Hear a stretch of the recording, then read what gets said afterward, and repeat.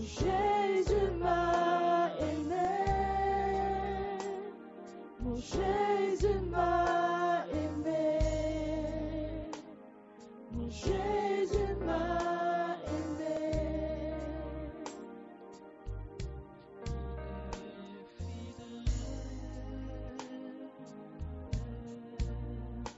Fidèle, il est fidèle, fidèle, mon Jésus est fidèle, mon Jésus est fidèle, mon Jésus est fidèle, mon Jésus est fidèle. Jésus est amour. Oh, Jésus est amour. Mon Jésus est amour. Mon Jésus est amour.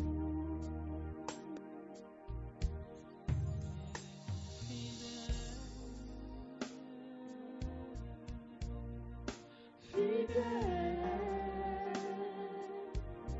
il est fidèle,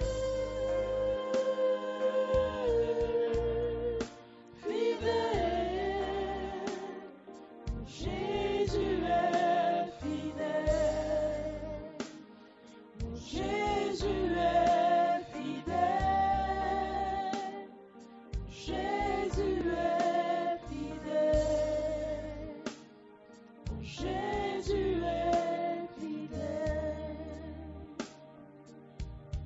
Il est capable,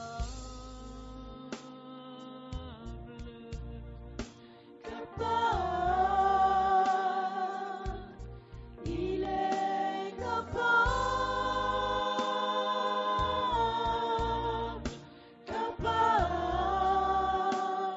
mon Jésus est capable. Jésus est capable. Jésus est capable. Jésus est capable. Il est ma vie. Ma vie. Il est ma vie.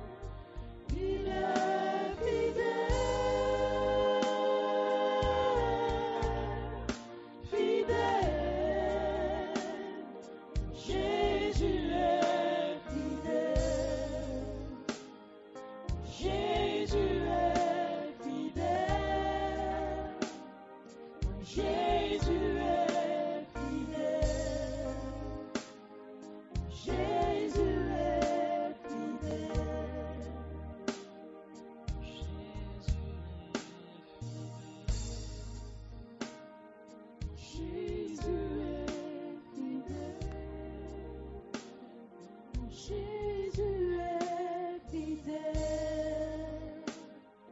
Jésus est fidèle.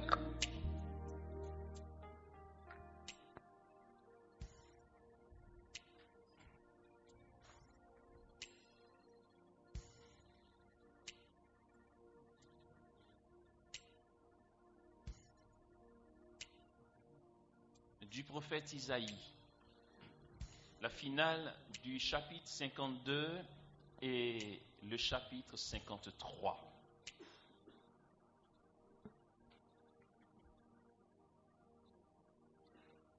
Voici que mon serviteur prospérera, il grandira, s'élèvera, sera placé très haut, de même que des multitudes avaient été saisies d'épouvante à sa vue, car il n'avait plus figure humaine, et son apparence n'était plus celle d'un homme. De même, des multitudes de nations seront dans la stupéfaction. Devant lui, des rois resteront bouche bée, pour avoir vu ce qui ne leur avait pas été raconté, pour avoir appris ce qu'ils n'avaient pas entendu dire. Qui a cru ce que nous entendions dire? Et le bras du Seigneur, à qui s'est-il révélé? Comme un surgeon, il a grandi devant lui, comme une racine en terre aride, sans beauté ni éclat pour attirer nos regards, et sans apparence qui nous fût séduit. Objet de mépris, abandonné des hommes, homme de douleur, familier de la souffrance, comme quelqu'un devant qui on se voile la face, méprisé, nous n'en faisions aucun cas. Or, ce sont nos souffrances qu'il portait et nos douleurs dont il était chargé, et nous le considérions comme puni, frappé par Dieu et humilié, mais lui, il a été transpercé à cause de nos crimes, écrasé à cause de nos fautes. Le châtiment qui nous rend la paix est sur lui, et dans ses meurtrissures, nous trouvons la guérison. Tous comme des moutons, nous étions errants, chacun suivant son propre chemin, et le Seigneur a fait retomber sur lui nos fautes à tous. Maltraité, il s'humiliait, il n'ouvrait pas la bouche, comme l'agneau qui se laisse mener à l'abattoir, comme devant le tondeur une brebis muette, il n'ouvrait pas la bouche. Par contrainte et jugement, il a été saisi. Parmi ses contemporains, qui s'est inquiété qu'il ait été retranché de la terre des vivants, qu'il ait été frappé pour le crime de son peuple. On lui a donné un supplice avec les impies, et sa tombe est avec les riches. Bien qu'il n'ait pas commis de violence et qu'il n'y ait pas eu de tromperie dans sa bouche, le Seigneur a voulu l'écraser par la souffrance. S'il souffre sa vie en sacrifice expiatoire, il verra une postérité. Il prolongera ses jours, et par lui la volonté du Seigneur s'accomplira. À la suite de l'épreuve endurée par son âme, il verra la lumière et sera comblé. Par sa connaissance, le juste, mon serviteur, justifiera les multitudes en s'accablant lui-même de leurs fautes. C'est pourquoi il aura sa part parmi les multitudes, et avec les puissants, il partagera le butin, parce qu'il s'est livré lui-même à la mort et qu'il a été compté parmi les criminels, alors qu'il portait le péché des multitudes et qu'il intercédait pour les criminels. Amen.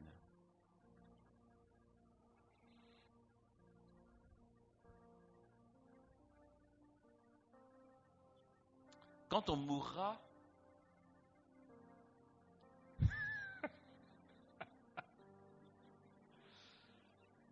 le sujet qui fâche. Quand on mourra, l'Esprit Saint va faire quelque chose qui n'est pas sympa. Je vous assure, c'est pas sympa. Ou du moins, ça va commencer par ne pas être sympa. Et après, ce sera très beau. Nul ne peut se sauver lui-même. On ne parvient pas au paradis dans l'illusion de croire qu'on y est arrivé. Il y a une chantre qui s'appelle Andrea. Elle chante des chants qu'on appelle les chants de l'âme. Son prochain album sera intitulé Descente vers l'époux. Là-dedans, il y a un chant qui aura ces paroles. Un chant que j'aime particulièrement, qui dit « Serais-je capable, dans mes fins dernières, de reconnaître mon néant? Donne-moi l'humilité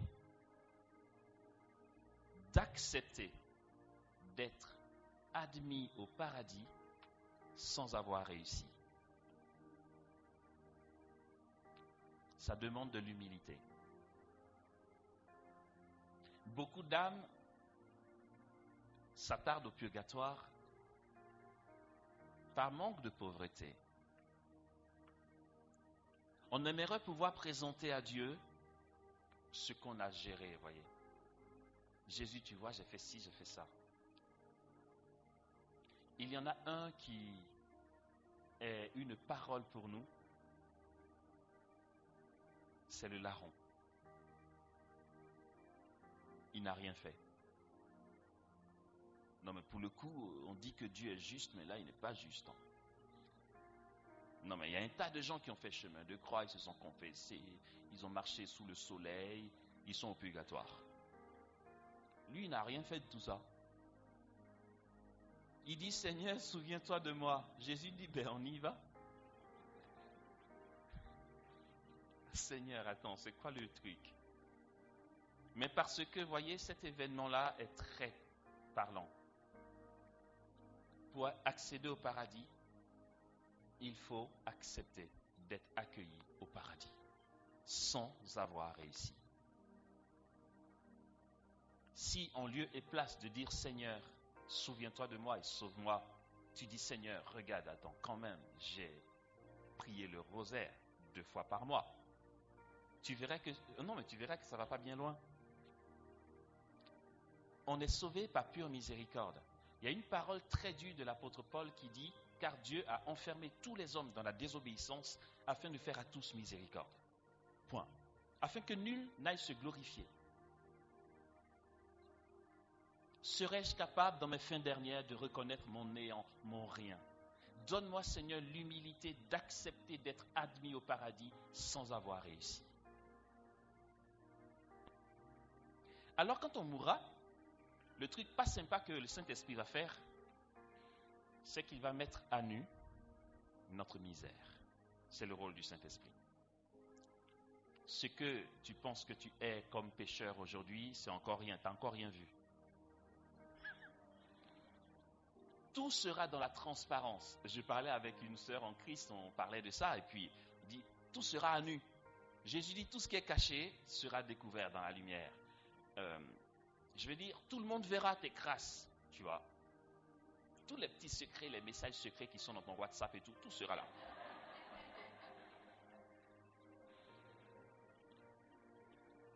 Et là, elle me disait, ça va être chaud, hein? Et je lui ai répondu, ouais, ça va être chaud, mais tu sais, t'inquiète pas. Personne ne viendra dire, oh, il a fait ça, parce que celui qui voudra dire ça est déjà en train de pleurer dessus pour lui-même. Donc, c'est... Chacun...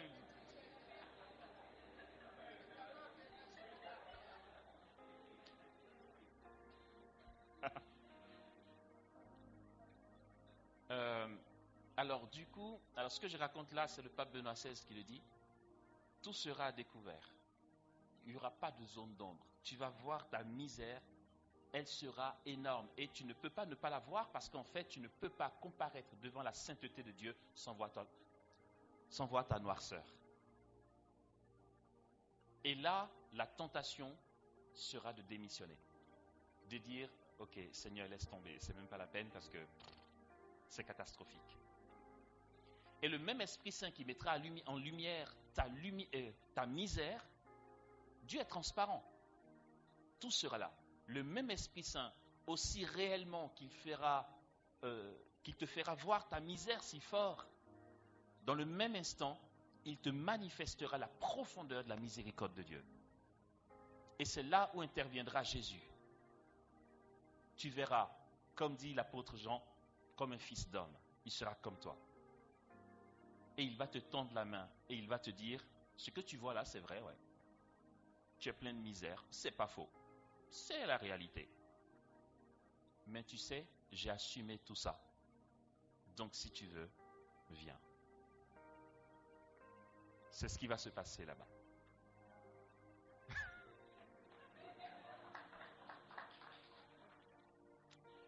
Il faut qu'on s'en souvienne. Il faut qu'on s'en souvienne. Mais après, c'est un au-delà. Je veux dire, certains pensent que quand c'est galère ici, quand ils vont se suicider, ça va finir. Non, tout ce que tu perçois ici comme souffrance intérieure se décuple quand tu deviens pur esprit. Notre chair a tenu nos ressentis. Donc, quand tu galères, il ne faut pas te suicider. Ce que tu vis là est supportable. Ça va être pire si tu te donnes la mort. Oui, parce que tout le ressenti s'accroît. Ok ? Et Jésus n'attend pas que tu te présentes à lui sans faute et sans tâche. Il a conscience, c'est lui qui l'a fait. Il n'y en a qu'une qui est immaculée. Donc, qu'est-ce que tu crois ? Il n'attend pas que tu arrives immaculé devant lui. Il sait qui tu es. Laisse tomber. Et là, il te dira, tout ce que tu as entendu au centre Jean-Paul II, c'est vrai. J'ai souffert tout ça pour toi. Donc, va pas regarder à si tu mérites le paradis ou pas. Comme j'ai assumé, les portes du paradis te sont ouvertes. Donc, viens. Vous savez quoi ? Le paradis et l'enfer, dans les fins dernières, ça va ressembler à quoi ? À ceci. Il y aura la possibilité de dire non à Dieu pour aller en enfer. L'enfer, c'est une auto-exclusion, déjà, il faut le savoir. Il y aura le paradis. Nous, on pense que quand on va arriver, on dit le film de ta vie, les anges vont prendre la balance, on va peser le bien et le mal pour voir ce qui pèse là-dedans. Oh, le suspense, oh mon Dieu, quand je compte et tout. Pitié, arrêtez. Ce qui va se passer, c'est que tu auras le paradis, tu auras le choix de te couper de Dieu. Jésus dira, tu veux aller où ? Attends, Jésus, tu es sérieux ? Je peux choisir ? Oui, tu veux aller où ? Si tu dis, mais je vais aller au paradis, il va te dire, mais je t'en prie. Et là, tu vas faire... Non, attends, c'est trop facile. C'est quoi là, le piège là ? Pourquoi c'est si facile ? Oh, c'est pas que c'est facile. C'est pas que ce n'est rien. Ce n'est pas que le péché n'est rien. Le péché est très grave. C'est parce que il a vécu sur lui la gravité du péché. C'est fait. Donc, c'est pas comme si tu vas dire, oh bon, si c'est si facile, j'ai qu'à aller pécher. Je vais te dire un truc qui va te surprendre. Et si tu veux, il faut dire que c'est moi qui ai dit. Tu peux me convoquer à Rome. Je vais avouer devant le pape que c'est moi qui l'ai dit. Tu sais quoi ? Si tu viens devant le Saint-Sacrement, tu dis Jésus, écoute, là franchement, tu sais quoi ? J'ai un truc à faire. Ça ne va pas te plaire.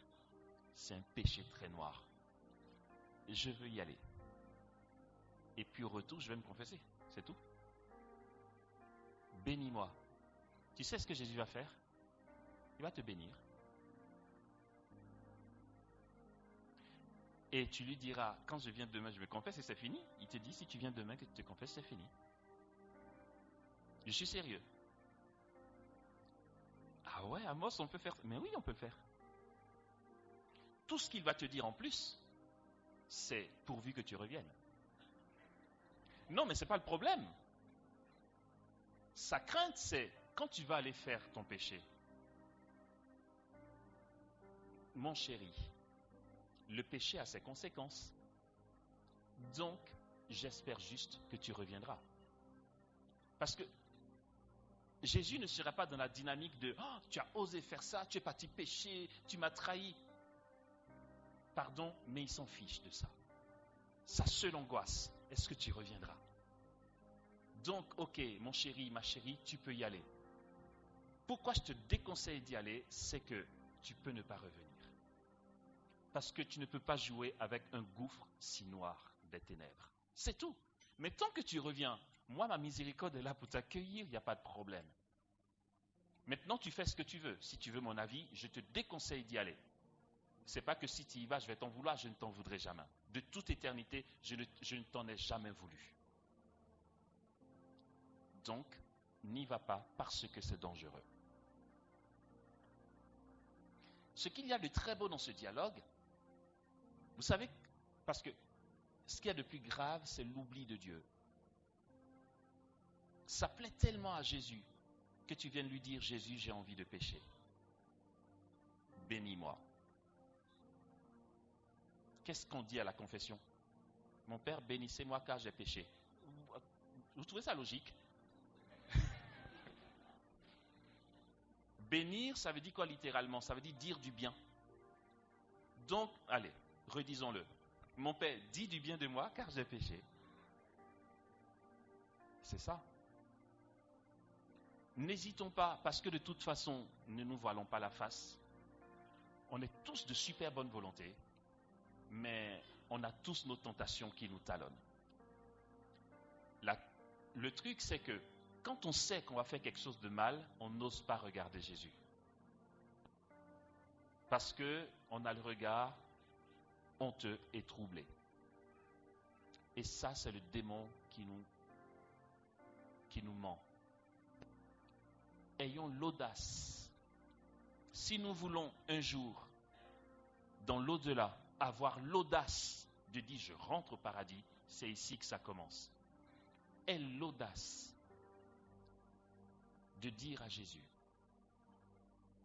là en ce moment, je ne veux pas te mentir, je ne veux pas faire mon joli cœur parce que de toute façon tu vois, j'ai juste trop envie d'écrire à cette fille que j'ai croisée hier. Jésus n'est pas choqué, tu sais, il te connaît. Ne va pas croire qu'il va être choqué. Oh, non mais sérieux, il me parle comme ça, je suis son Seigneur. Il trouve ça beau. Certains sont parents ici. Imaginez-vous, votre adolescent, c'est l'âge de la crise. Oh non, pitié.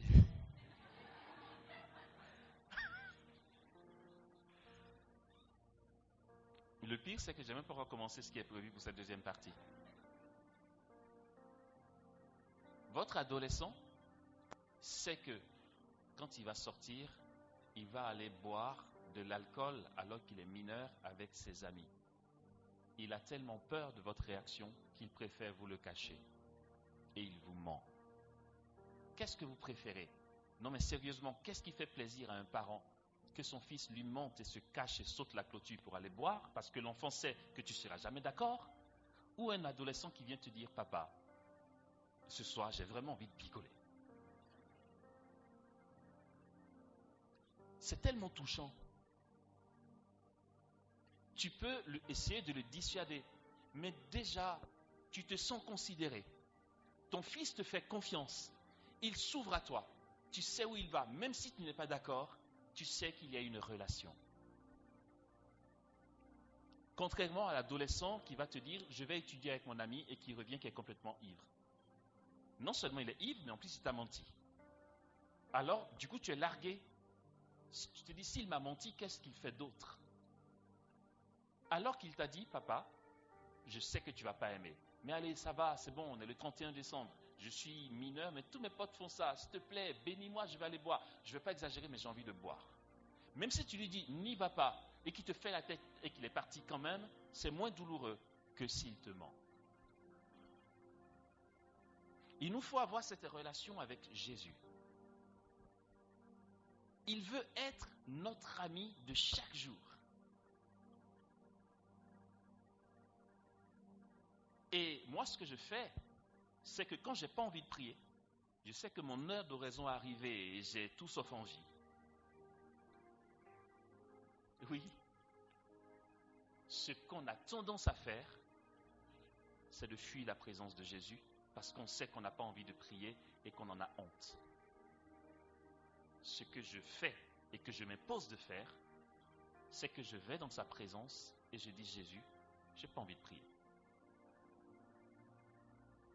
Franchement, j'ai pas envie. Alors donne-moi la force, enfin, fais que ça vienne parce que j'ai pas envie. Alors du coup, maintenant, je te préviens, je vais quitter là, d'accord? Il y a une nouvelle série sur Netflix, je vais aller regarder. En lieu et place de mon oraison, mais Jésus vient avec moi et bénis-moi pendant mon film. Je n'ai pas fait oraison, mais je suis en relation avec lui, il est dans mon quotidien. Et si je dois avoir la force de prier, c'est lui qui me la donne.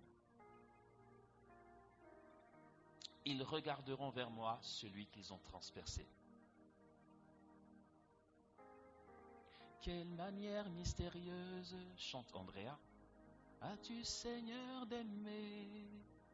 Je te suis infidèle, et toi tu meurs pour moi.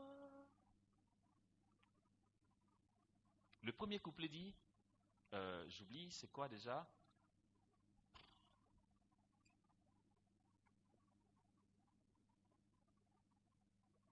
J'ai oublié. Et ils en profitent pour faire leur minute publicité, vous voyez? Le CD est là, enfin, c'est pas dans celui-là qu'il y a le chant que je viens de chanter, mais ça, c'est le premier album d'Andrea. Il y a 10 titres, voilà.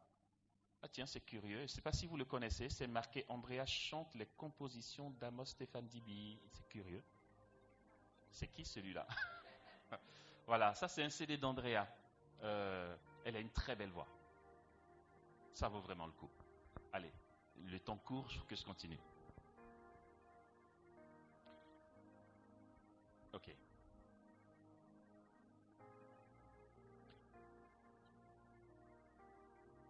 Je vais raconter une histoire que certains ont peut-être déjà entendue. Je raconte cette histoire et on prend le dernier virage de la journée. Ça va bouleverser le programme, je sais. Je n'ose pas regarder Fabrice. Je n'ose pas. Les fins dernières, cette notion du purgatoire.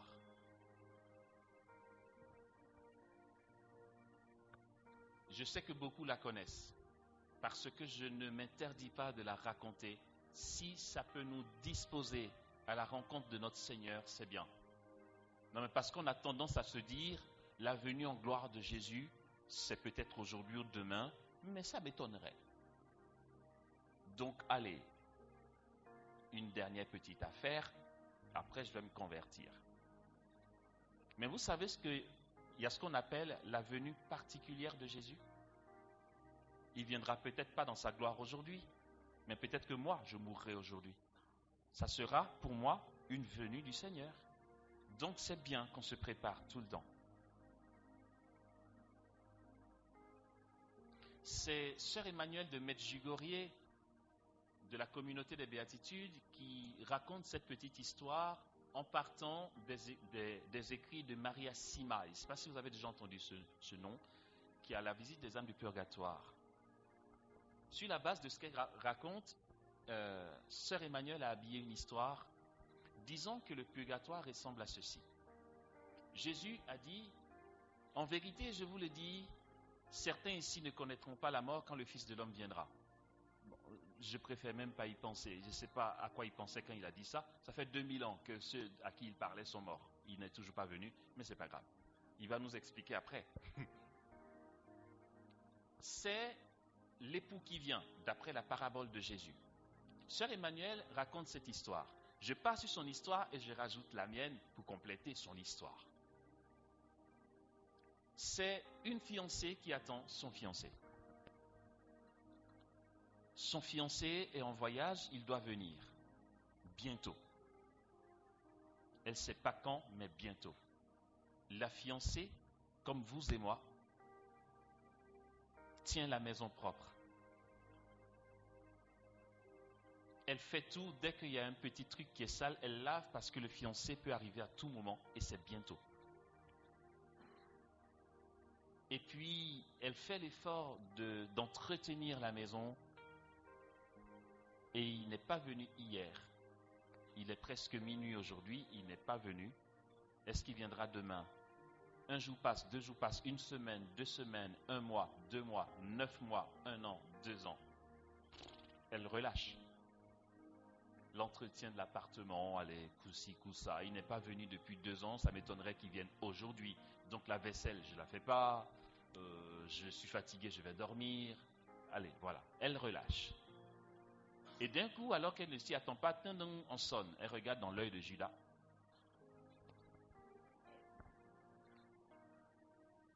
Elle voit son fiancé, vêtu de blanc, tout sourire. Elle fait « oups ». Elle regarde l'appartement, c'est tout sauf accueillant. Elle ne va pas le laisser derrière la porte. Elle prend la peine de lui ouvrir. Elle dit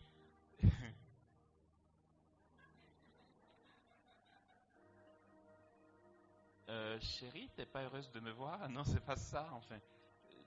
Donne-moi juste 5 minutes. En gros, t'as qu'à rester planté là devant la porte parce que tu peux pas rentrer là. Elle referme. Le temps de nettoyer l'appartement. Et cette image de Sœur Emmanuel me plaît bien. Elle dit que la fiancée, selon que c'est juste la vaisselle qui n'est pas faite, le fiancé attendra juste 5 minutes ou 10 minutes. Si c'est et la vaisselle et la salle de bain et le salon qui ne sont pas faits, il va attendre 1 heure ou 2. Selon ce que tu as fait pour te préparer, ton purgatoire dure. Et l'époux attend. Si elle a entretenu et que c'est juste la vaisselle qui n'est pas faite, ça va être relativement court. Mais si elle a fait la fête la veille avec des potes, il y a des bouteilles cassées, certains ont vomi, tout ça, machin chose, il va attendre longtemps, le gars. Et le fiancé ne lui a jamais dit qu'il ne voudrait pas rentrer si c'est sale. C'est elle qui ne s'accepte pas dans cette saleté. Il dit, laisse-moi rentrer. Elle dit non, je ne peux pas. C'est pas Dieu qui te rejette. C'est toi qui dis, Seigneur, non. Tu es bien gentil, mais attends 2 secondes. Je préfère me présenter à toi mieux que ça. Et donc, selon qu'il y a beaucoup à faire ou très peu à faire, déterminera le temps d'attente de l'époux. Sœur Emmanuel dira que si, en ouvrant la porte, en voyant son fiancé vêtu de blanc, plutôt que de se dire « j'aurai honte de ce qu'il va voir et je vais salir sa blancheur avec ma crasse », elle se jette dans ses bras, elle se rendra compte que c'est la blancheur du fiancé qui aura déteint sur elle. Ça, c'est ce que dit Sœur Emmanuel de Medjugorje. Je trouve ça très beau comme image pour le purgatoire. Et moi, j'ai beaucoup réfléchi à ce truc. Du coup, j'ai pensé à mon anecdote pour compléter, si vous voulez, ce que raconte Sœur Emmanuel là. Finalement, qu'est-ce qui empêche la fiancée de laisser rentrer son fiancé alors que l'appartement est sale? J'ai compris que l'âme du purgatoire, ou l'âme du moins, qui n'accepte pas de se jeter dans les bras de Jésus, c'est simplement que Jésus est un étranger pour cette âme. Le fiancé, la fiancée qui a honte que son fiancé voit sa saleté est étrangère à son fiancé. Étrangère à son fiancé, tout simplement. Si mon fiancé me connaît, en fait, c'est quand tu n'as pas d'intimité avec quelqu'un que tu rends le point bien pour qu'il rentre. C'est pourquoi ce que la fiancée doit faire, si elle est fatiguée de faire le ménage sans cesse, sans voir le fiancé venir et qu'elle se dit « il ne vient pas », ma chérie, c'est pas grave. Si tu n'as pas envie de faire le ménage, il y a un autre moyen. C'est la complicité. Si de chez toi, tu as l'habitude d'une rencontre, comme on est dans le temps moderne, au téléphone avec ton fiancé, le jour où il vient, tu n'auras pas honte. Il suffit que le soir avant de dormir ou le matin ou dans la journée, tu parles avec lui en disant, mais tu sais toujours pas quand tu viens. Ah ma chérie, tu sais, c'est tellement compliqué ici le boulot, je ne sais pas quand je viens. Et toi, ça va? Ouais, ça va. Et que tu dis à ton fiancé, tu sais en ce moment, je suis dans la flemme totale. Tu verrais l'appartement, pouf, j'ai même pas fait le ménage et tout ça. Et lui te dit, écoute, d'accord, il rigole en disant, mais ne t'inquiète pas, c'est pas grave. Et que régulièrement, tu as une relation avec lui, le jour où il sonnera à la porte, même si l'appartement n'est pas propre, tu sais qu'il sait.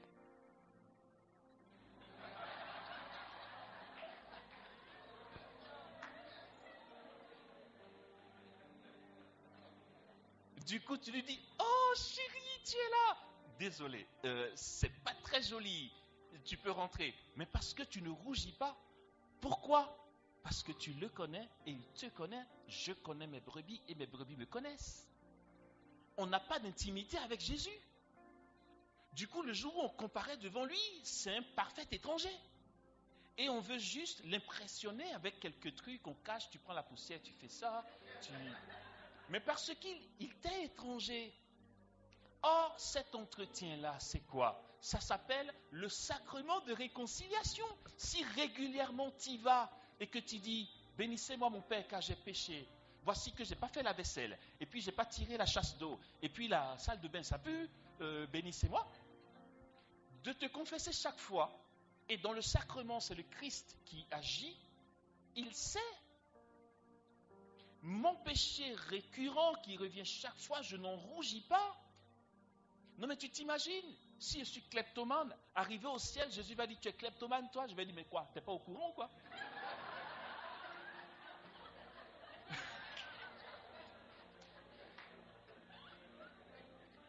Mais oui, ça... Non mais attends, c'est une blague ou quoi? Tu fais genre, tu découvres.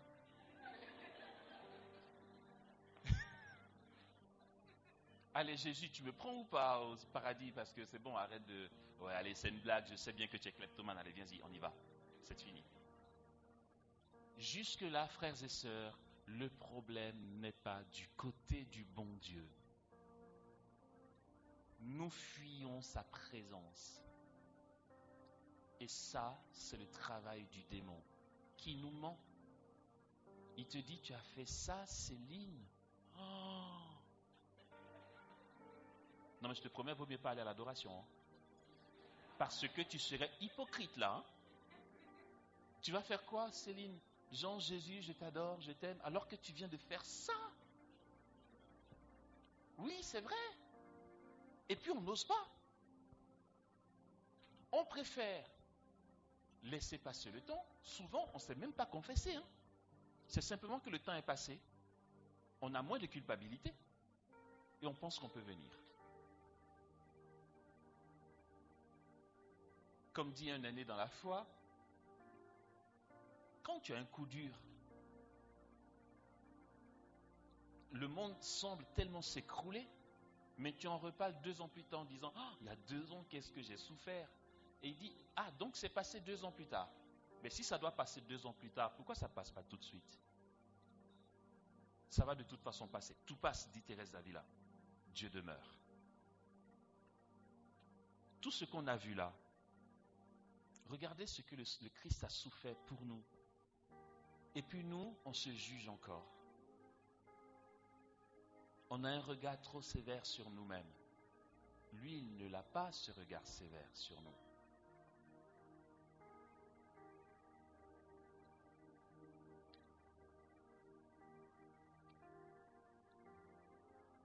C'est important que nous comprenions, que nous percevions la portée du prix que Dieu a payé pour nous. Pour vraiment bénéficier et jouir de la glorieuse liberté des enfants de Dieu. Ne laissons pas les ténèbres nous mentir. J'aime bien ce chant de Thésée. Thésée, c'est un endroit en France œcuménique. Ce petit chant, personnellement, je le chante souvent. Jésus le Christ, lumière intérieure, Ne laisse pas mes ténèbres me parler. Jésus le Christ, lumière intérieure, donne-moi d'accueillir ton amour. C'est tellement ça. Ne laisse pas mes ténèbres me parler, parce que c'est que du mensonge. On n'a pas entendu tout ça pour que nous retournions dans nos tristesses, nos désespoirs, nos dépressions, comme un peuple qui n'a pas de berger. Non. Il faut percevoir la profondeur du prix que Dieu a payé pour nous. Et simplement, à l'exemple du bon larron, dire Jésus, souviens-toi de moi. De toute façon, moi je prépare ma mort. Hein. Vous fuyez la mort, genre, je ne veux pas mourir. Moi je pense très souvent à ma mort. Ah ben oui, et je prépare le truc. Mais Jésus le sait. Très souvent, je lui dis, écoute Jésus, franchement, ce moment-là est un tel mystère pour moi, j'avoue, j'ai un peu peur de ce à quoi ça ressemble. Non, mais je compte sur toi. Quand le moment viendra, va pas compter sur moi pour être le mec nickel. Jésus, quand ça vient là, tu viens me chercher. Non, mais me laisse pas galérer. Je ne sais même pas si ça existe, cette histoire d'âme errante, machin chose. C'est compliqué. Purgatoire, truc, machin chose. Jésus, tu m'as aimé ou pas? Quand ça va venir, je t'en supplie, viens à ma rencontre. Évite-moi toutes les embrouilles à gauche, à droite de comment on fait, truc, demande de messe, machin. Jésus, quand ça vient, viens me chercher. Parce que tu sais que tu ne peux pas compter sur moi. Tu sais que tu ne peux pas compter sur moi. Donc, comme tu as payé le prix gratuitement, Jésus, quand le moment viendra, viens me chercher. Jésus n'est pas du genre à ne pas exaucer ce genre de prière. Ceci dit, je ne suis jamais mort pour savoir comment ça se passe. C'est le suspense.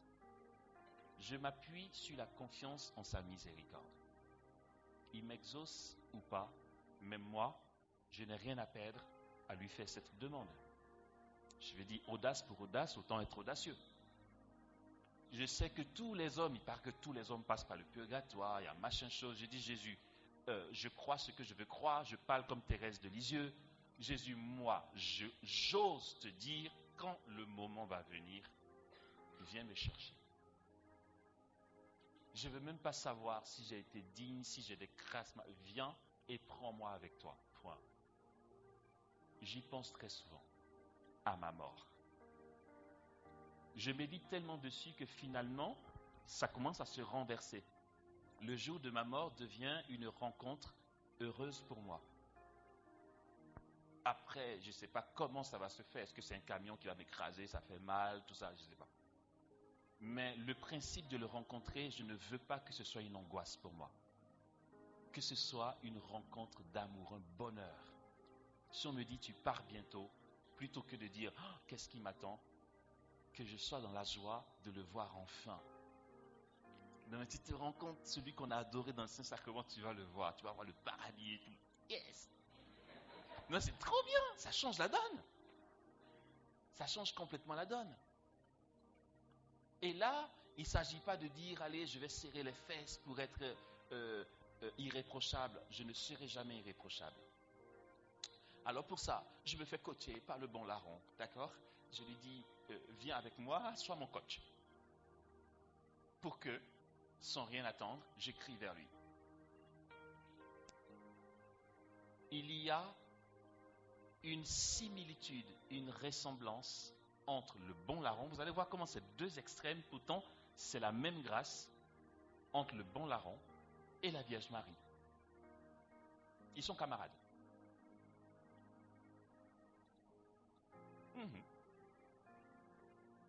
Entre les deux, c'est nous autres là qui nous embrouillons. Au paradis, allez, je me fais un film hollywoodien, d'accord? Au paradis, il y a les noces de l'agneau et tout le monde est habillé en blanc. Le bon larron aussi, hein, tout le monde est en blanc. Ça chante, ça danse et tout, l'agneau est là. Tout le monde est content. La Vierge Marie est la reine du ciel. Et puis, le larron est là, il est content, mais pas totalement comme les autres. Il est un peu légèrement à l'écart. Il est au paradis, hein, Mais et sa mère du ciel lui dit, mais quoi, tu te réjouis pas avec les autres? Vas-y, quoi, tu es sauvé. Il dit, oui, oui, oui, enfin, oui, non, il n'y a pas de problème, je me réjouis. C'est pas le truc. Mais dis-moi, qu'est-ce qu'il y a? Non, c'est qu'en fait, tu vois, ceux-là, ils ont raison de sauter, quoi. Ils sont martyrs, ils ont versé leur sang pour le Christ. Ils ont fait, quoi. Ils ont prêché. Moi, en fait, on m'a récupéré, tu vois.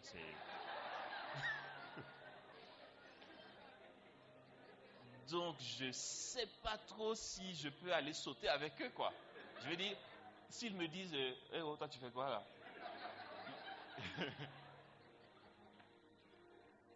Ils auraient raison. Et là, la Sainte Vierge va lui dire, ben alors, on est deux. Donc, comment ça, toi, tu es la Vierge immaculée? Et elle lui répondra, autant tu n'as rien fait pour être là, moi non plus, je n'ai rien fait pour être là.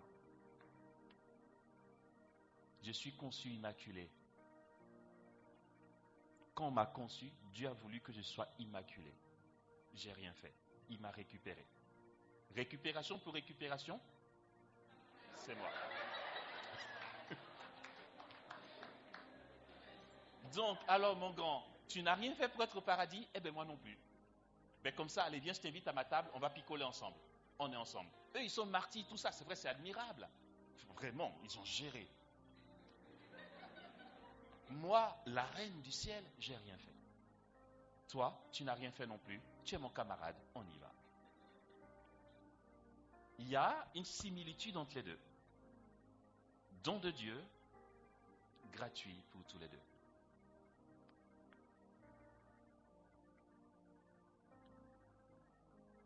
Ok. Ok. À partir du texte de la lettre aux Hébreux, je souhaiterais nous présenter un mode de fonctionnement de Dieu avec nous, comme il l'a fait avec le Christ dans son humanité. Il est dit de même, ce n'est pas le Christ qui s'est attribué à soi-même la gloire de devenir grand prêtre, mais il l'a reçu de celui qui lui a dit, tu es mon fils, moi aujourd'hui je t'ai engendré, comme il dit encore ailleurs, tu es prêtre pour le monde éternel selon l'ordre de Melchisédek. C'est lui qui, au jour de sa chair, ayant présenté avec une violente clameur et des larmes, des implorations et des supplications à celui qui pouvait le sauver de la mort, et ayant été exaucé en raison de sa piété, tout fils qu'il était apprit de ce qu'il souffrit l'obéissance, après avoir été rendu parfait. Il est devenu pour tous ceux qui lui obéissent principe de salut éternel, puisqu'il est salué par Dieu du titre de grand prêtre selon l'ordre de Melchisédek. Regardons cet emboîtement, ok? C'est très clair. Tout fils qu'il était apprit de ce qu'il souffrit l'obéissance. Par ce qu'il a souffert,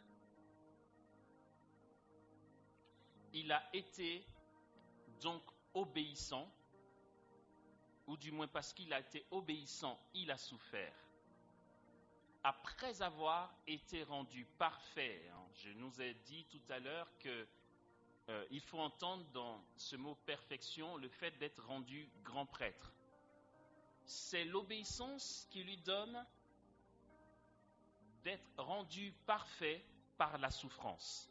L'emboîtement qui suit est très beau puisque l'auteur de cette lettre continue en disant « Il est devenu pour tous ceux qui lui obéissent principe du salut éternel. »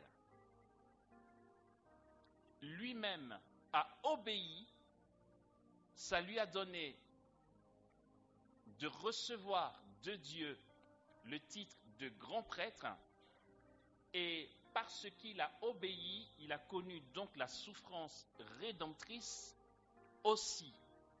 tous ceux qui lui obéissent, lui, obtiennent la vie éternelle parce qu'il en est la cause par sa propre obéissance. C'est un emboîtement qu'il nous faut adopter et méditer pour notre propre vie de chrétien. Revenons sur cette affirmation de l'auteur de la lettre aux Hébreux. Il dit,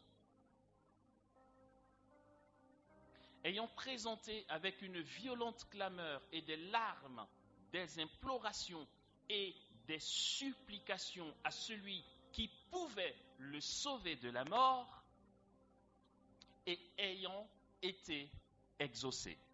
Nous en avons fait cas tout à l'heure. Dans l'apparence des choses, il n'a pas du tout été exaucé.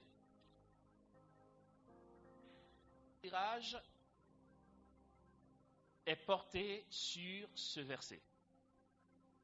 Ayant été exaucé. Il va y avoir une plénitude d'agir de Dieu son Père en réponse à sa prière. En fait, le texte dit qu'il a été exaucé, mais parce que cet exaucement est une abondance de la sollicitude du Père envers son Fils en mission. Il a été exaucé au-delà de ce qu'il espérait. Premier acte d'exaucement à sa prière, ça a été à Gethsémani, l'ange envoyé par le Père pour le réconforter. C'est super important. Nous allons voir comment ça marche avec Dieu dans notre relation avec lui. Quand on formule des prières à Dieu, nous avons des intentions. Nous en avons un peu fait cas tout à l'heure. On n'a pas toujours l'impression d'avoir été exaucé. Parce que nous n'avons pas le résultat attendu.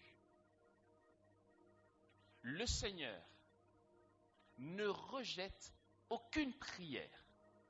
Si l'on prend le cas de Pierre, lorsque Pierre a affirmé à Jésus qu'il l'accompagnerait jusque dans la mort, Pierre était sincère et il le pensait.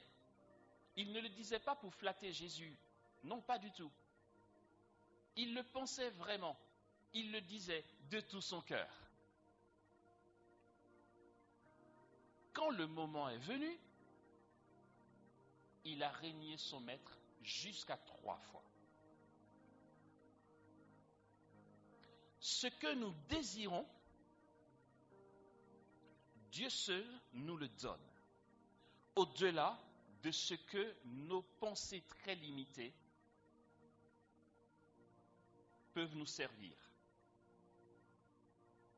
Parce que finalement, Pierre a été fidèle à Jésus jusque dans la mort.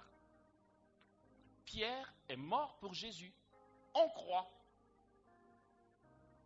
Mais ça ne s'est pas passé comme il le pensait. Ce que Dieu va te donner, tu le recevras de lui. Ça ne viendra pas de ton savoir-faire. Et pour que tu le reçoives de Dieu, il va y avoir un moment où tout va sembler s'écrouler. Jésus dit à son Père, s'il est possible que cette coupe s'éloigne de moi, cependant, non pas comme je veux, mais comme tu veux. Le Père aurait pu bien dire, oh le pauvre, c'est vrai, c'est chaud, je vais lui épargner ça. Non. Le Père ne lui épargne pas la croix, mais lui l'exauce en lui donnant la force pour affronter l'arrestation et la passion. Parfois, nous avons des intentions à Dieu et puis il agit en nous autrement. Le Saint Padre Pio, que nous connaissons très bien, c'est un gars qui avait vraiment mal à son caractère. il avait un sacré caractère. Ce qui est curieux, c'est que, quel que soit l'éclat de ta sainteté, Dieu ne touche pas beaucoup à ton caractère. C'est curieux. Hein? On se dit, mais pourquoi Dieu le laisse aussi désagréable? Il giflait des gens en confession. Hein? Oui. Ça n'empêchait pas Dieu de lui laisser ses plaies, de biloquer, tout ça. Mais Dieu, tu as le pouvoir de lui donner, d'avoir des plaies, de biloquer. Tu n'as pas le pouvoir de changer son comportement. Non. Un autre saint dont vous avez certainement entendu parler, Saint Louis-Marie Grignon de Montfort. Je l'appelle Grignon de Montfort le Magnifique. Non, mais voici un autre aussi.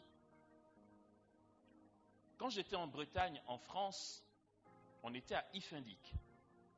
Iffindic, c'est la maison, c'est la commune où se trouve la maison natale de Saint Louis-Marie Grignon de Montfort. Non, pardon, à Montfort, parce que Iffindic est juste à 10 minutes de Montfort. Montfort, c'est là où il est né, d'où Saint Louis-Marie Grignon de Montfort, et c'est Montfort de Bretagne. On était à 10 minutes de là. Du coup, parfois, quand le prêtre avec qui on était n'était pas disponible, on partait à la messe chez les Montfortins, c'est une communauté. Et leur communauté, une de leurs maisons, c'est la maison natale de Saint Louis-Marie Grignon de Montfort. On faisait la messe là où il est né. Et on avait des anecdotes. Et l'un des prêtres montfortins nous racontait que Louis-Marie Grignon, jusque sur son lit de mort, il était encore en train d'engueuler les gens. À quelques minutes il va mourir. Bientôt, tu vas mourir. Tu veux pas changer un peu ton... Ah non. Et Saint François de Sales, qui est appelé le saint, non mais ça, c'est une beauté de l'Église, il est appelé le saint de la douceur. François de Sales, Monsieur Colère, le saint de la douceur. Non, c'est une blague ou quoi? Il se mettait en colère, il partait au quart de tour en fait. Il était évêque. Les gens le craignaient. Il en a beaucoup souffert de son caractère impulsif. La grâce a agi. Vous savez, quand la grâce agit, comment ça se passe? Il va témoigner qu'en fait, un jour qu'il y a eu un incident, je veux dire, l'évêque avec la crosse, la mitre, tout ça, les gens de son diocèse sont là, devant l'église, il y a un SDF complètement bourré qui l'a giflé. Devant tout le monde. Tu as envie de dire, mon gars, tu peux gifler tout le monde sauf celui-là. Et en plus, il dit à Monseigneur l'évêque François de Sales, qui est saint aujourd'hui, bien sûr, l'évangile dit qu'on te gifle à la joue gauche, tu tends l'autre joue.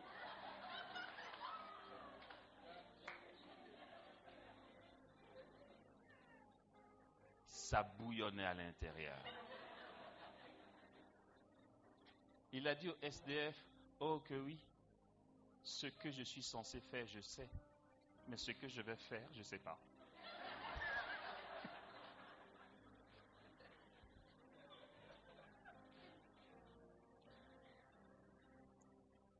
Et vers la fin de sa vie, curieusement, toutes les situations qui le mettaient hors de lui, il ne réagissait plus. Et les gens disaient, waouh, tu es devenu doux. Il disait, je ne crois pas. Je ne passe pas à l'acte, mais la colère intérieure est toujours la même. Et là-dessus, je rebondis sur ce que dit Saint Grégoire de Nazianze. Saint Grégoire de Nazianze dit, j'aime trop parce que moi ça me console dans les moments de galère. Saint Grégoire de Nazianze dit, c'est pour ça que l'Église est très belle. Il dit, tu es humain, tu as tes blessures, tu es né pécheur. Donc va pas te lamenter sur ton sort. Il dit, tu peux avoir un sentiment de jalousie, de haine. Tu peux même avoir envie de tuer. Jusque-là, dit Saint Grégoire de Nazianze, tu n'as encore rien fait, ça ne dépend pas de toi. Ce qui dépend de toi, c'est ce que tu en fais. Parfois, on se dit, mais comment je peux être aussi rancunier ou envieux ou jaloux? On le ressent. Et on se flagelle d'avoir ce ressenti. Grégoire de Nazianze dit que ça, c'est pas nous encore. C'est indépendamment de notre volonté. Ça devient toi quand tu t'en fais le relais. Je sens la jalousie et je pose un acte en fonction de la jalousie que je ressens. Tant que c'est juste le ressenti de jalousie, reste tranquille et prends-toi en miséricorde. On comprend pourquoi l'Église a appelé Saint François de Sales le saint de la douceur. C'est pour le donner en exemple.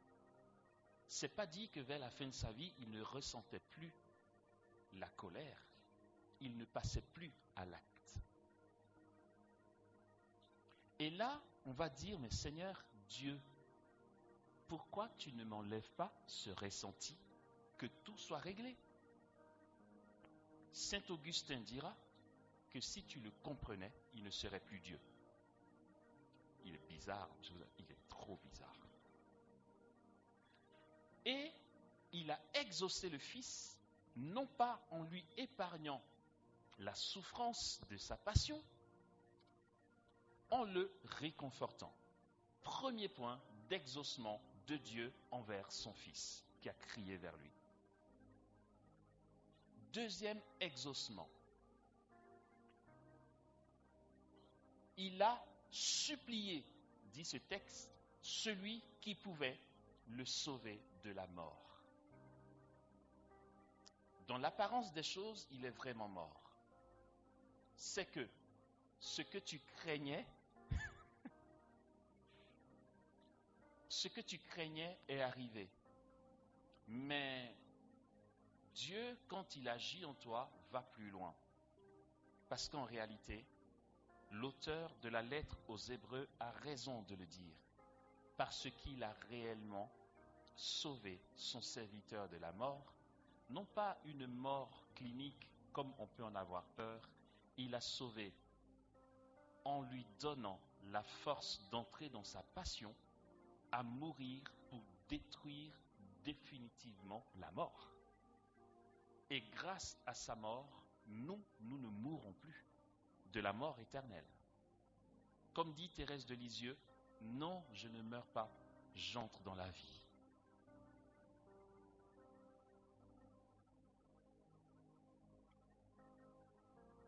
Aucune prière, retenons-le, aucune prière n'est laissée pour compte. Toutes les prières que tu élèves vers Dieu sont prises en compte par Dieu. Toutes les prières, même les plus petites, ou même simplement ton soupir qui a été une prière, est pris en compte par Dieu. Et ne va pas te dire, Amos, tu es sûr, on est tellement nombreux sur la terre que tu es sûr que Dieu a vu mon truc. Mais quand tu dis ça, tu penses que Dieu est loin là-haut dans le ciel comme un satellite et tu n'es pas sûr qu'il a zoomé ta prière. Parce qu'on est trop nombreux. Tu sais pourquoi il a pris en compte ta prière? Parce que Dieu est là. Toutes tes pensées, tes soupirs, tes gémissements, rien ne lui échappe. Alors, la théologie va nous expliquer que toute prière, quelle qu'elle soit, même si, je reprends le même exemple, tu as demandé à Dieu un flingue pour tuer ton voisin, tant que tu t'adresses à Dieu, il prend en compte.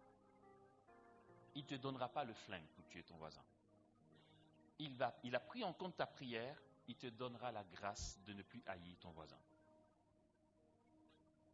Toute prière formulée dans l'Église s'accumule dans la personne du Christ qui, lui, en dispose selon sa souveraine liberté.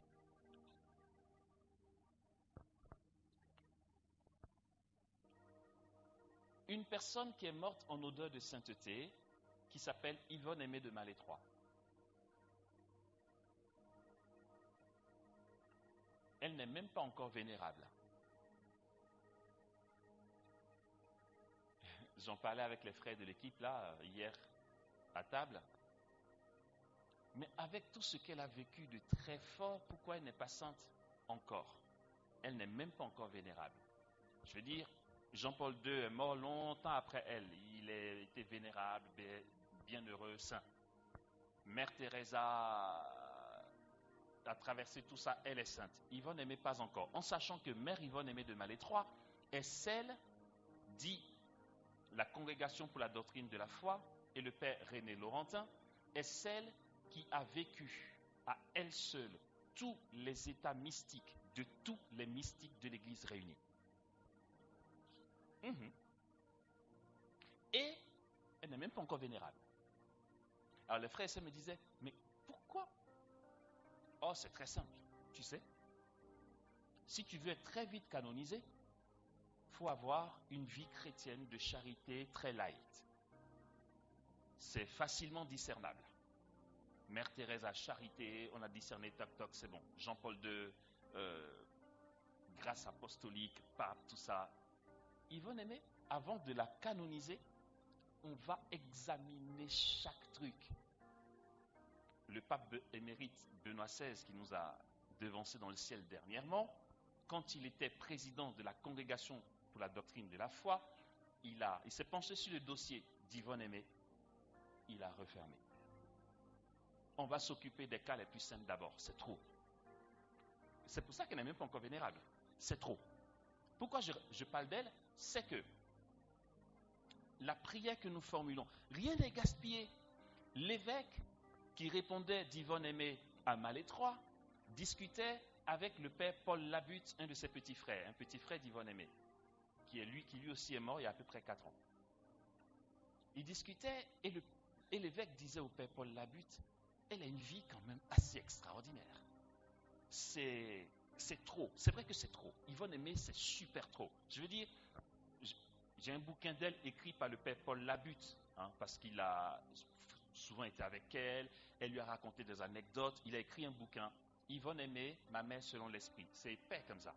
Ce bouquin-là, je l'ai. Tu lis juste une page, tu n'avances pas. Tu refermes et tu médites d'abord. Parce que c'est trop fort. Non, mais les signes qui se sont opérés par elle, tu dis, mais c'est pas possible. Il raconte une anecdote, entre autres. Il se baladait avec elle au Jardin du Roi, c'est à la Brardière en France. Il a été la voir, dit-il, elle avait les mains sous son scapulaire comme ça, dans son habit de religieuse, et puis elle causait avec lui. Il était à ce moment-là séminariste. Et puis d'un coup, il a senti qu'elle était un peu absente quand il parlait. Elle répondait, mais comme si il se passait quelques secondes. Il se disait, il y a un truc qui se passe.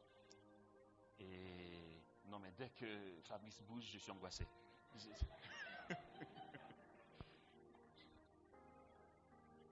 Et puis, il lui a dit, tu préfères qu'on arrête de parler, ça va pas? Elle dit, non, il n'est pas loin. L'ennemi n'est pas loin. Ok. Et là, d'un coup, il la voit hurler. Elle s'écroule. Et son habit monastique se mouille de sang. Elle venait de recevoir un coup de lance de l'ennemi. Et du coup, elle est tombée. Il a appelé les autres sœurs, ils l'ont emmenée dans sa chambre. Et pour voir ce qui se passe, quand ils ont ouvert son truc, elle avait un coup de lance, la plaie qu'on voyait. Et elle saignait beaucoup. Une lance invisible. Et là, pendant que certaines sœurs faisaient le chapelet, ils se demandaient quoi faire. Il dit, de la plaie, une rose a commencé à sortir. Là, devant ses yeux. Non, mais ça, c'est juste une anecdote, entre autres. Je veux dire, Et la rose a poussé comme ça, avec la tige qui allait jusqu'à l'intérieur, comme si le cœur d'Yvonne Aimée était, je ne sais pas, une terre qui laisse pousser une rose, quoi. Et il dit, il fallait bien enlever cette rose, enfin.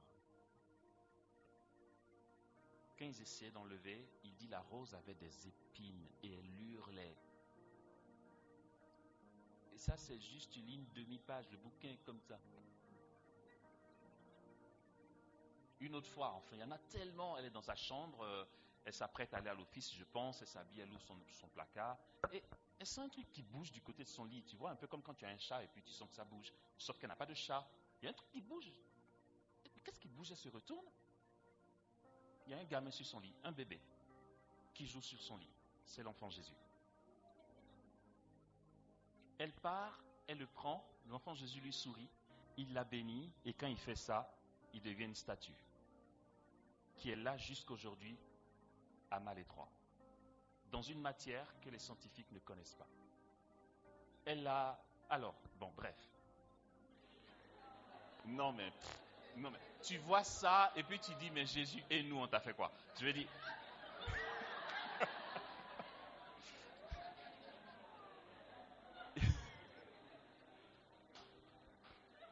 Et donc, l'évêque parlait avec le père Paul Labutte en disant quand même, pourquoi il vit tout ça? Qu'est-ce qui lui arrive? Je veux dire, Padre Pio ibiloquer, ambiguïté, en latin ubi, est à deux endroits. Ça c'est Padre Pio, mais laisse tomber, c'est Padre Pio. Yvonne Aimée n'avait pas l'ambiguïté. Elle n'avait pas la bilocation, pardon. Elle avait l'ambiguïté, plutôt, voilà. Bilocation, deux endroits, ambiguïté, plusieurs. Yvonne Aimée pouvait être à plusieurs endroits à la fois. Elle se retrouvait depuis Malétroit d'un coup. Elle était prise en extase et elle-même raconte. Elle se retrouve en pleine rue, d'un coin qu'elle ne sait pas. Et elle regarde. Elle s'est retrouvée en Allemagne, dans une rue. Et le Seigneur dit, va, sonne à cette porte. Pendant ce temps, au monastère, les sœurs la voient dans son lit. Et en Allemagne, on la voit physiquement. Le père René Laurentin, un critique de vie mystique super béton, a analysé les bilocations d'Yvonne Aimée. Le gars, il est tellement critique que dans le bouquin qu'il a écrit des bilocations d'Yvonne Aimée, il va jusqu'à mettre les heures, les dates, les adresses de ceux qui l'ont vu et où. Les personnes ont témoigné. Il va jusqu'à dire, tel jour, 11h54, Yvonne Aimée était dans telle rue, telle personne l'a vu et a témoigné. Voici le témoignage de la personne. Est entrée dans telle maison, telle adresse, répertoriée, nickel. Pendant ce moment-là, 11h45, même heure, au monastère, mère, tant était en train de causer avec Yvonne Aimée. Voici ce que sont... Mais c'est très précis. Et Dieu dit, sonne à cette porte. Elle sonne.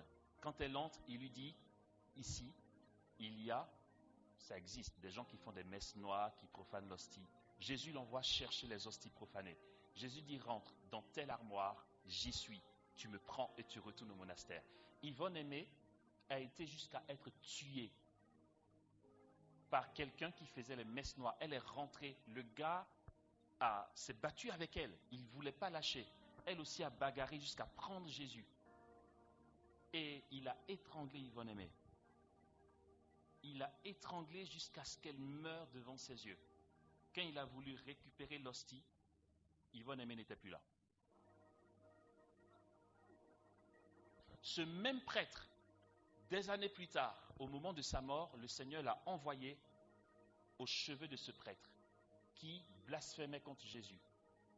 Et le Seigneur l'a envoyé pour qu'elle l'exhorte à accepter l'amour avant de mourir.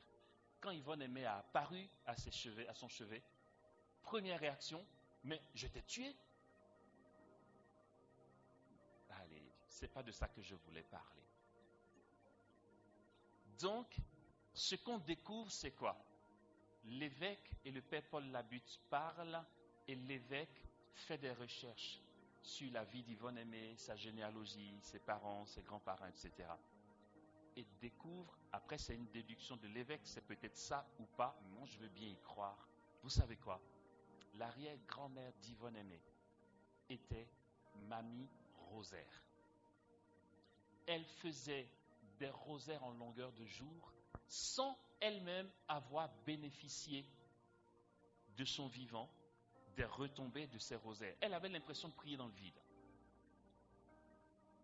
jusqu'à sa mort. Comme nous, comme toi. Mais je prie, je fais tout, je ne vois pas la grâce de Dieu. Aucune prière n'est gaspillée. Voici, après, je dis, c'est une déduction de l'évêque. On ne peut pas dire que c'est une vérité absolue, mais moi je veux bien croire que toutes ces prières de cette mamie ont été accumulées dans la personne du Christ. Sa récompense a été son arrière-petite-fille. Ça lui tombe dessus.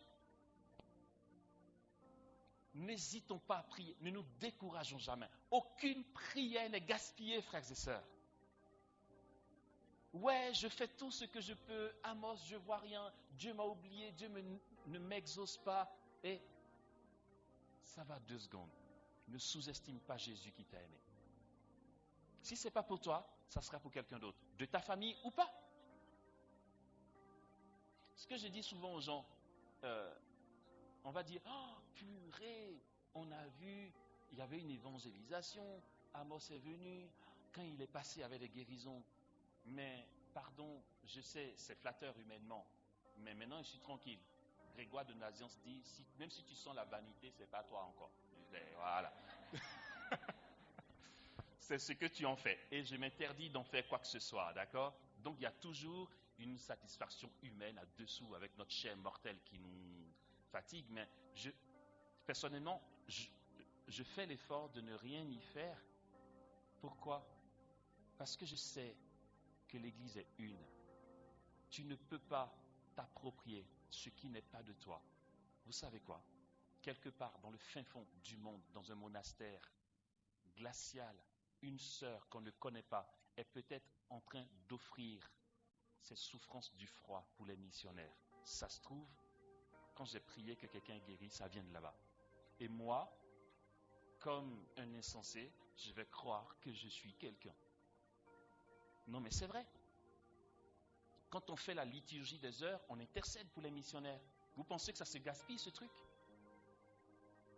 Et puis là, nous, on va imposer les mains, malade, il est guéri, et tout de suite, on va se mettre en place un service de communication, machin chose, truc. Attention, on ne m'approche pas, s'il vous plaît. Vas-y, recule un peu, parce que quand même, j'ai une puissance. Mais non.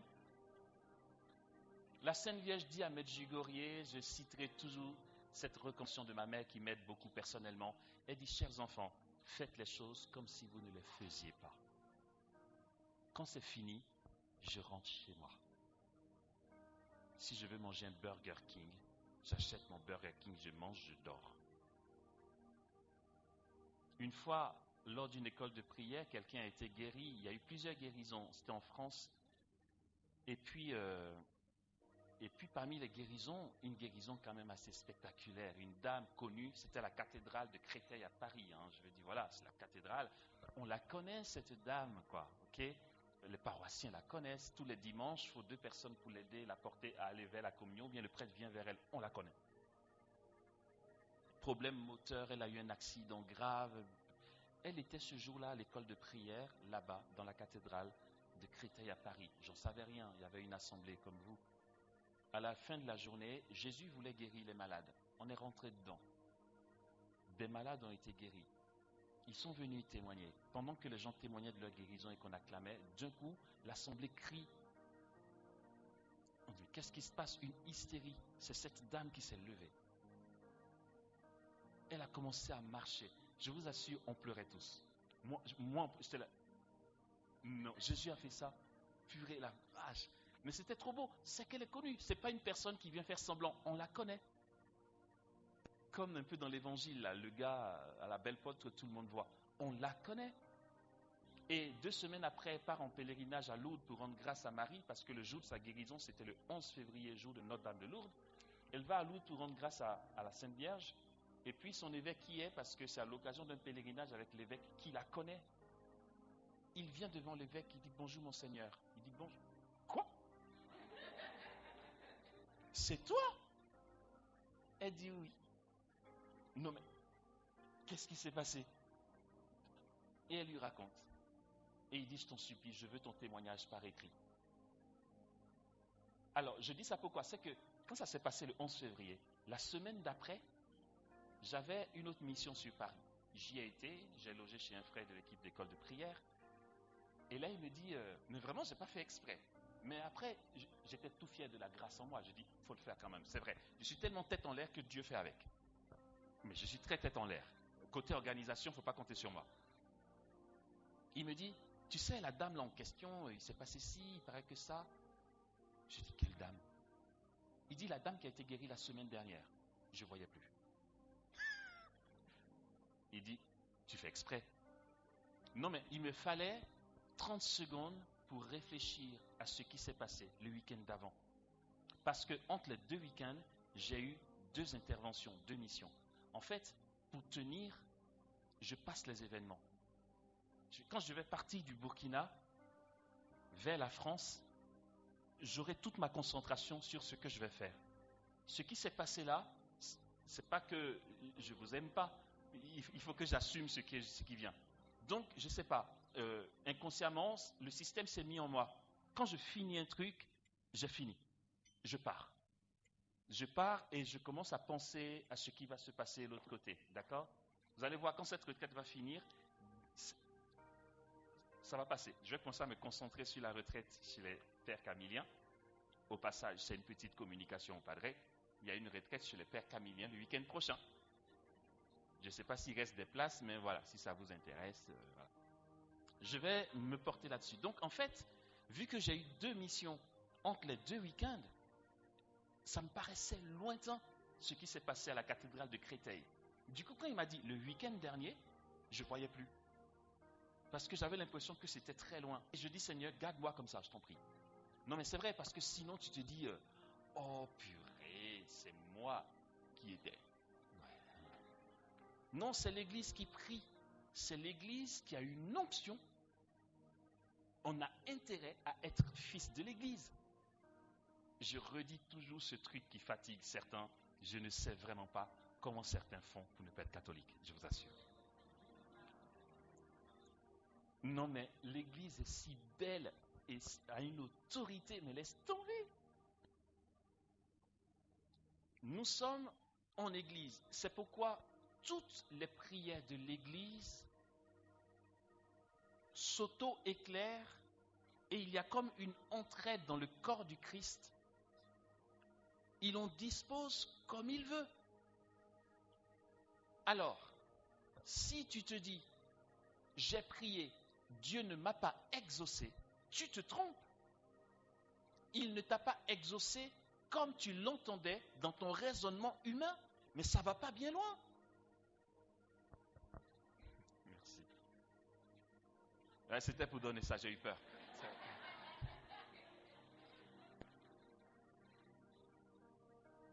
Non, mais ça ne va pas bien loin. Parce que ce qu'on rappelle souvent, c'est quoi? Je le disais à mes frères à Paris il y a 2 semaines.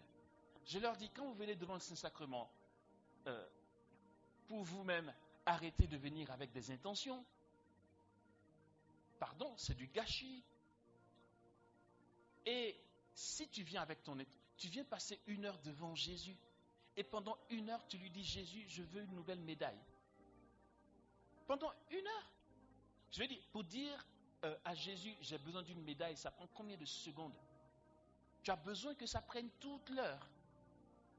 Tu ne peux pas l'adorer pendant 59 minutes, 59 secondes, et puis avant de partir dire, Jésus, j'aurais besoin d'une médaille au passage.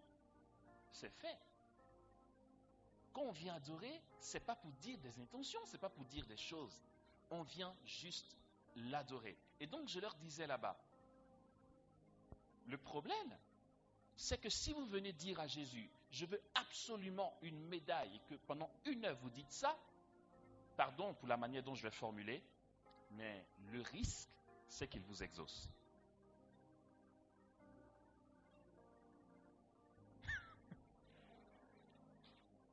Le risque, c'est qu'il vous exauce. Parce que si tu viens gratuitement l'adorer, ce qu'il a prévu pour toi, ce n'est pas une médaille. C'est bien au-delà. Mais si tu insistes, il risque de t'exaucer.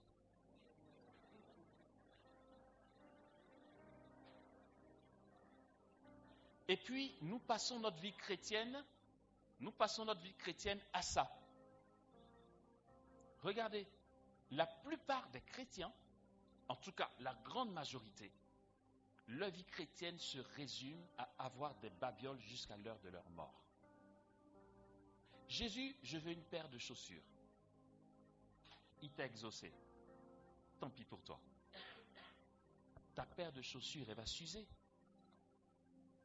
Tu vas venir dire, Jésus, une autre paire, s'il te plaît. Ou bien, attends, là, non. Si la paire de chaussures s'est usée, c'est que du temps est passé. Même pas ça. Tout est tellement éphémère. Jésus, franchement, je te rends grâce. Tu m'as donné une super paire de baskets. Mais j'ai regardé parmi mes jeans, il n'y en a aucun qui va avec. J'ai besoin d'un jean. Il te donne le jean. S'il y avait un petit gilet, tu vois, pour compléter, il te donne le gilet. Là, je parle de basket, de gilet, on a l'impression que c'est pas nous. Mais qu'est-ce qu'on entend souvent? Seigneur, je veux un mari. Non, mais au nom de quoi je vais rester célibataire toute ma vie? Et on va parcourir les coins de retraite, les rencontres avec les prêtres ou les prédicateurs. On va faire des neuvaines. Ta copine même t'a conseillé de prier Sainte Rita, sainte patronne des cas impossibles. Tu as fait.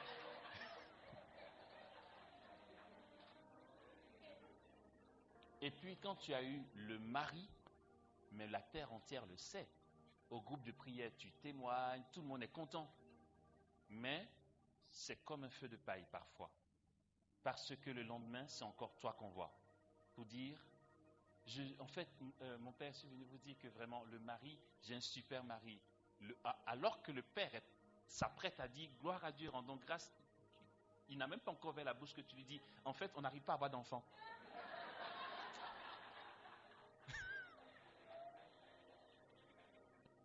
Ok.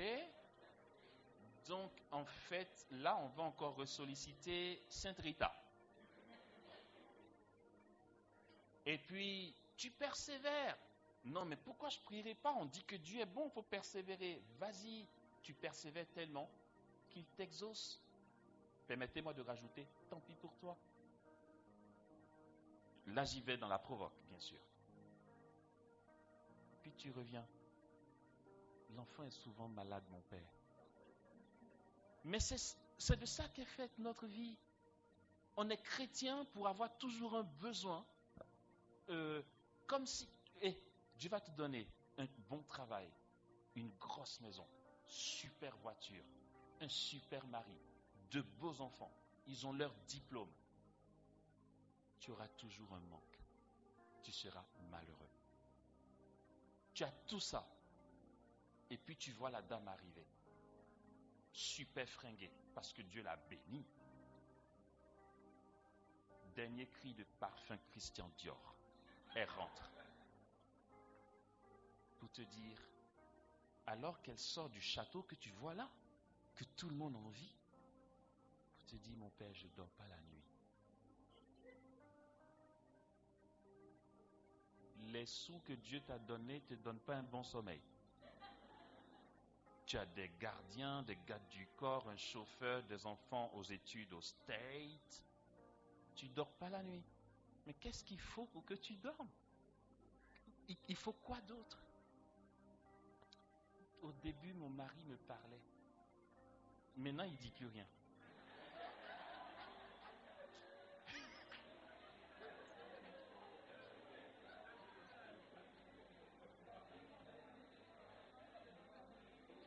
J'ai ouï dire qu'il a sa secrétaire avec qui il est souvent. Et tu es malheureux. Bon, là, tu veux quoi? Qu'on prie pour qu'il te parle? Non, vas-y, dis-moi. Je vais m'arrêter là-dessus, mais frères et sœurs, la bénédiction de Dieu, c'est d'abord et avant tout la demeure en lui et l'abandon total à sa volonté sur nos vies. C'est tout. Tu peux ne pas avoir de diplôme, pas de maison, pas de mari, mais on te voit, tu es si épanoui. On dit, c'est quoi ton secret? Tu es comblé. La paix, ce n'est pas une absence de guerre. La paix, c'est la demeure en Dieu. Et comme c'est dit ici, on peut penser que Dieu ne nous exauce pas, mais il est en train de faire un travail plus profond. C'est pour ça que l'abandon va permettre à Dieu de tisser en nous selon notre besoin. Quand Saint Paul parle, il ne dit pas que Dieu va nous combler selon nos envies. Il dit, mon Dieu vous comblera tous vos besoins selon la richesse de sa grâce. Besoin. Pourquoi on croit que être célibataire est une malédiction? Dieu n'a pas la puissance de te trouver une âme sœur? Attendez, je parle aux célibataires, mes collègues, d'accord?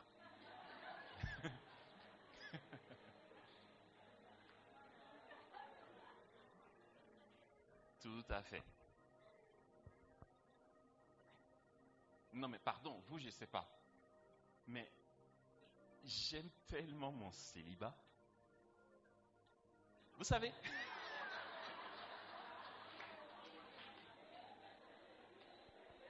Non mais sérieux, attendez.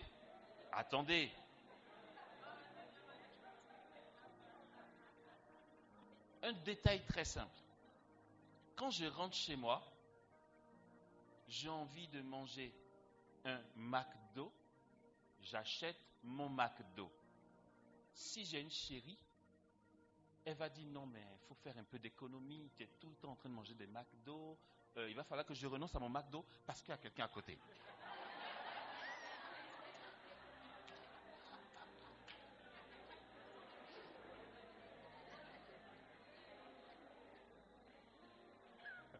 Allez, c'est pour rigoler. Mais sérieusement, en général, les fins d'année, je suis en voyage, en mission pour la vigile du 31, etc. Et pour ça, je suis soit en Côte d'Ivoire, soit ailleurs. Et puis à l'occasion, je fais la fête de Noël là et tout. Cette année, j'ai annulé pas mal de missions, d'accord? Parce que j'ai du boulot, il faut que je sois... J'ai un témoignage à donner dans mon travail quand même, donc j'ai annulé pas mal. Euh, et donc, pour la fin d'année, je devais être au Mali et j'ai annulé. Et là, je me retrouve depuis de longues années pour Noël et 31 décembre chez moi à Dax. Mais quel pied total!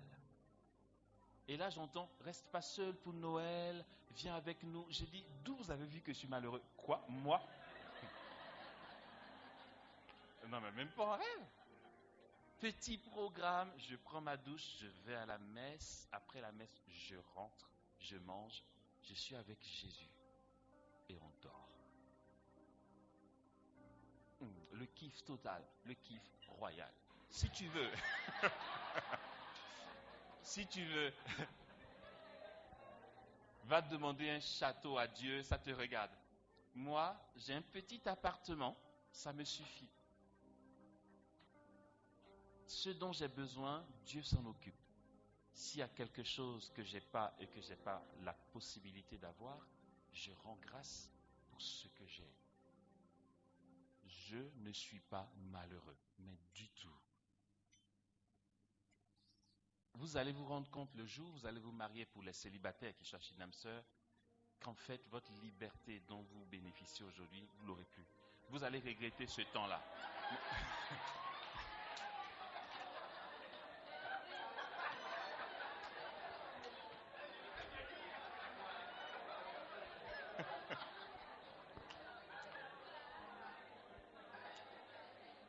Non, mais je vous assure, vous allez...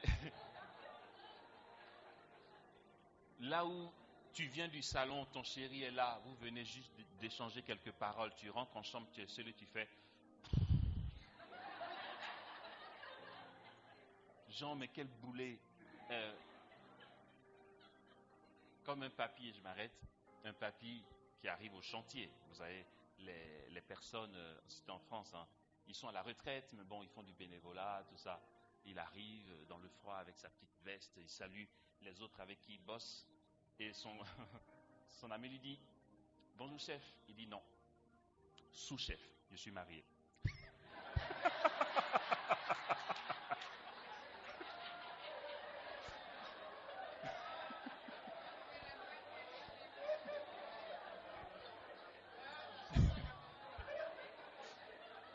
Ça veut tout dire.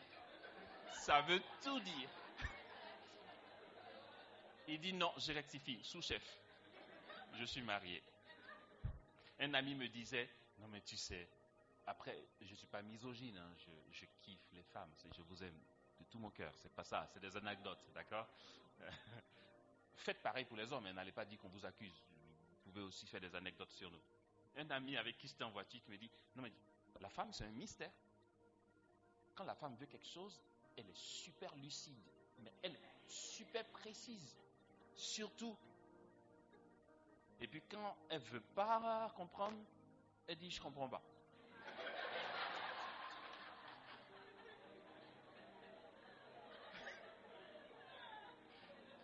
Pourtant, habituellement, elle est très très lucide et tout.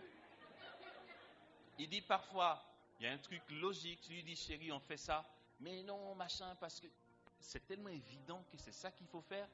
Mais bon, si toutefois elle a ses règles ou on ne sait pas, elle est de mauvaise humeur, les hormones travaillent, elle dit un truc qui n'a ni queue ni tête. Mais comme tu ne veux pas d'histoire, tu dis oui, oui, d'accord chérie.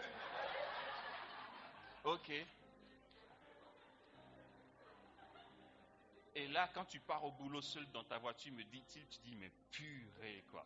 Non mais parfois je suis trop content d'aller au travail, tu vois. Bon, ça va, ne m'en voulez pas, c'est pour rigoler, d'accord? N'allez pas dire Amos, machin chose, non. On a des appels, mais il ne s'agit pas de rester célibataire, il ne s'agit pas de se marier, ce n'est pas le truc, il s'agit de trouver Dieu. Il s'agit de trouver Dieu. Et vraiment, je m'arrête dessus. J'ai découvert il n'y a pas longtemps, je ne savais pas en fait, j'ai découvert il n'y a pas longtemps que Anne, la mère de la Vierge Marie, était stérile. Non mais attendez, Anne de Joachim était stérile. Et l'histoire raconte que Joachim passait son temps à consoler Anne. C'était une humiliation pour elle parmi ses amis qui avaient des gosses qui grandissaient. Elle a eu Marie dans son âge avancé, comme Sarah par exemple. Mais attendez, imaginons-nous un peu. Dieu sait que tu seras la mère de l'Immaculée. Sauf qu'en attendant, tu souffres de ne pas avoir d'enfant. Où vont tes prières? Dieu t'a abandonné? Et nous sommes nombreux à vivre comme ça aussi. On a l'impression que Dieu fait la sourde oreille. Frères et sœurs, n'allons pas trop vite déduire. Ne sous-estimons pas l'amour que Dieu a pour nous et sa puissance d'action. Son temps n'est pas le nôtre. Si Dieu a décidé de t'exaucer en 10 ans, ça va être très long si tu n'adoptes pas dès aujourd'hui l'attitude de l'abandon et de l'action de grâce. Si on veut que ça se fasse dans l'immédiat, 10 ans va nous paraître une éternité et on va maudire tous les dieux qui existent d'être malheureux sur la terre. Non, mais je réfléchis à ça, je dis, mais Dieu, tu penses à quoi dans ta tête? Celle qui va être la mère de l'Immaculée, elle a autant attendu. Et Dieu savait. Comme dit le Talmud de Jérusalem, vous savez que le roi Salomon, vous connaissez le roi Salomon? Enfin, connaissez, vous voyez de qui on parle? Le grand roi Salomon. Il est le fruit d'adultère. Pas seulement adultère consommé après meurtre. Quoi de plus catastrophique? Et le fruit de ce péché dégueulasse a donné le roi Salomon. Et Dieu bénit Salomon. Le Talmud dit qu'en fait, depuis toujours, Salomon était appelé à être le fils de David et de la femme d'Uri. C'est juste que David a été plus vite que le temps prévu par Dieu. Du coup, ça s'est fait par un péché. Il faut savoir attendre. Fais confiance. C'est le Talmud de Jérusalem qui le dit, d'accord? Il faut savoir attendre, frères et sœurs. Ok, je m'arrête en vous disant, n'allez pas dire, Amos dit d'attendre 20 ans pour être exaucé. Ce n'est pas ce que j'ai dit. C'est comment s'abandonner à Dieu dans la prière et dans l'action de grâce pour ce qu'il permet dans nos vies. Comme le Fils s'est abandonné au Père dans son obéissance.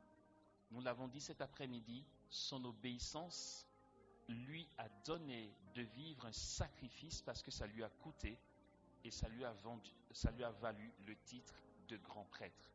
Cette obéissance à Dieu lui a donné la force d'entrer dans sa passion jusque dans sa mort, aussi au-delà d'une mort immédiate qu'il voulait éviter.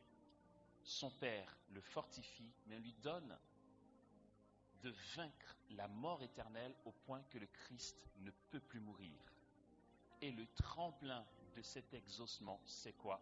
C'est qu'en fait, comme on l'a dit tout à l'heure, cet après-midi, le Christ a vécu tout ce qu'il a vécu d'angoissant, de douloureux, de tristesse, parce qu'il a pris sur lui ta tristesse à toi. Aussi, quand il ressuscite, c'est ta résurrection qui est préfigurée. Alors Dieu l'exauce, non seulement pour lui-même, il ne meurt plus, mais l'exaucement du Père pour son Fils dépasse tout entendement, parce que grâce à lui, la multitude du genre humain, depuis Adam jusqu'à la dernière personne qui va naître, est libérée de la mort fatale et de la condamnation due au péché. Voici en quoi le Père l'a exaucé au-delà de ce qu'il pouvait espérer, quoique l'agir de Dieu n'ait pas été dans le sens de son envie immédiat. Si Dieu t'exauce, or il t'exauce, ça ne sera pas toujours comme tu l'as imaginé. C'est pourquoi ne va pas te révolter contre Dieu, parce qu'à force d'insister, il risque de t'exaucer comme tu l'entends.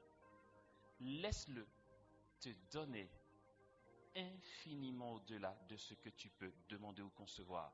Paul dit à celui dont la puissance agissant en nous est capable de faire bien au-delà, infiniment au-delà de ce que nous pouvons demander ou concevoir. Il est important que nous nous le disions, parce que demain, nous allons voir comment, après tout ce qu'on a entendu aujourd'hui, nous pouvons répondre à ce « j'ai soif de Jésus ». Si nous ne comprenons pas ces choses, il nous sera difficile de nous décentrer de nous-mêmes pour aimer celui qui a soif de notre amour. Il nous faut, frères et sœurs, rendre grâce pour l'amour que Dieu nous a manifesté dans son Fils et qui a fait éclater dans le tombeau le jour de Pâques la gloire de la résurrection. Désormais, parce que tu es fils de l'Église, rien ne t'est impossible tant que c'est Dieu qui le fait en toi. Pourvu que tu le laisses faire en toi, il nous faut faire le choix de laisser Dieu être Dieu en nous. Amen.